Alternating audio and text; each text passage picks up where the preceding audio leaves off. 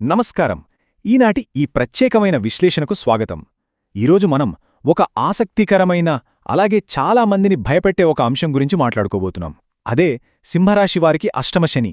అసలు ఈ అష్టమశని అనగానే భయపడిపోవాలా, లేక ఇదంతా కేవలం అపోహ మాత్రమేనా?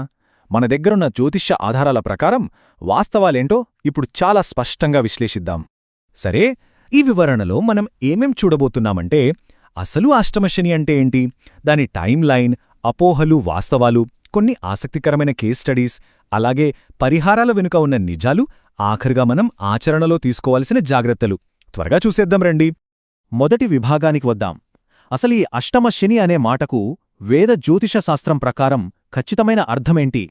ఇక్కడ మనం గమనించాల్సిన విషయమేంటంటే, ఒక వ్యక్తి జన్మ రాశి నుంచి అంటే చంద్రుడి నుంచి లెక్కపెడితే శని భగవానుడు 8దో స్థానంలో సంచరించడాన్నే అష్టమశని అంటారు.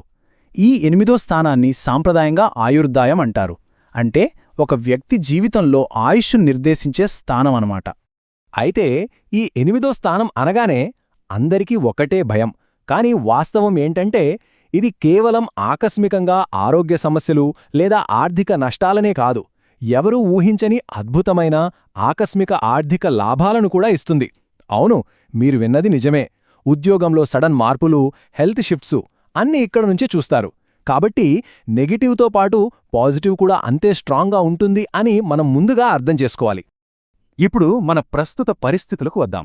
సింహరాశివారి టైం లైన్ ఎలా ఉండబోతోంది? సింహరాశివారికి ఈ గోచారం 2025 మార్చిలో మొదలై 2027 జూన్ వరకు కొనసాగుతుంది. అంటే కరెక్ట్గా ఈ 2.5 సంవత్సరాల పాటు శని మీనరాశిలో ఉంటాడు.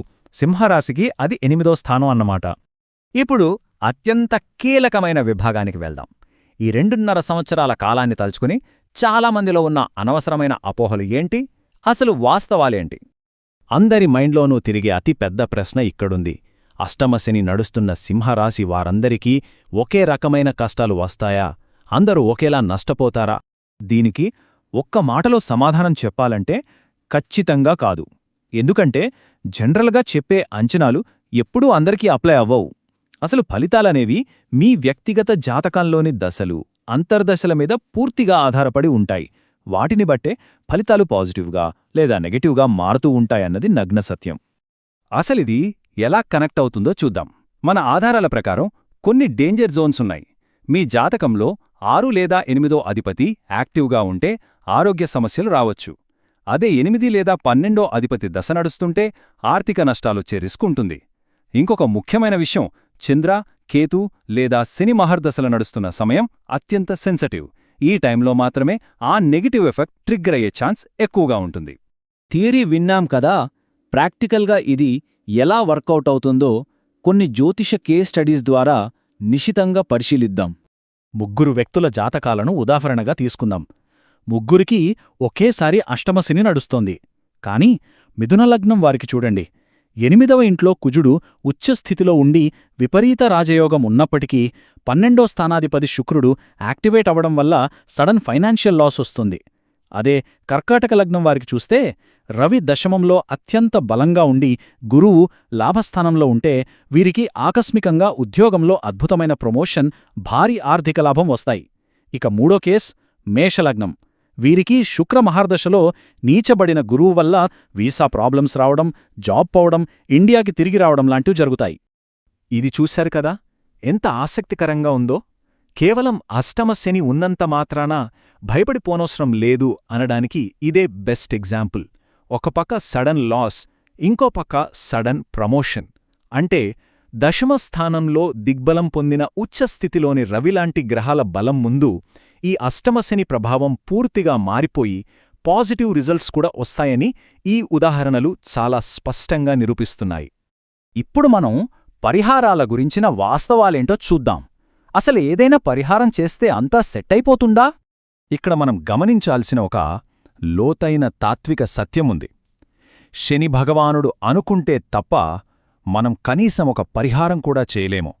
అంటే జేబులో డబ్బులున్నాయి కదా అని ఖర్చు పెట్టేసి మన కర్మనుంచి మనం తప్పించుకోలేము. ఏ వ్యక్తి అయినా సరే ఒక రెమెడీ చెయ్యాలన్నా దానికి ముందు ఆ దేవుడి అనుమతి, అనుగ్రహం ఉండాలి. ఇక ఈ వివరణలోని ఆఖరి విభాగానికొచ్చేశాం. ఈ 2.5 సంవత్సరాల కాలంలోకి అడుగు పెడుతున్న వారు తీసుకోవాల్సిన అత్యంత ముఖ్యమైన జాగ్రత్తలేంటి?